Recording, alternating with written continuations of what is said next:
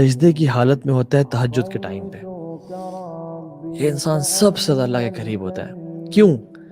کیونکہ اللہ کے نبی نے ایک دو حدیث میں فرمایا کہ اقرب ما یکون العبد من ربہ وہو ساجد، کہ انسان اللہ سے سب سے زیادہ قریب تب ہوتا ہے جب وہ سجدے کی حالت میں ہے۔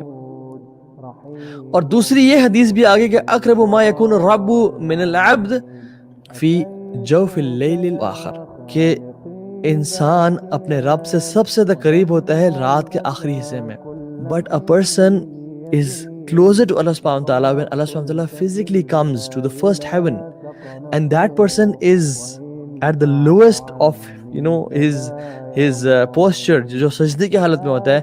this is the moment کہ اللہ بھی پہلے آسمان پہ ہے اور انسان بھی سجدے میں ہے، کہ جب انسان اللہ سے سب سے زیادہ قریب ہوتا ہے، اور یہ قیام اللیل کا ٹائم ہے۔ تو اس اپرچونٹی کو مس نہ کریں، بیکاز تہجد never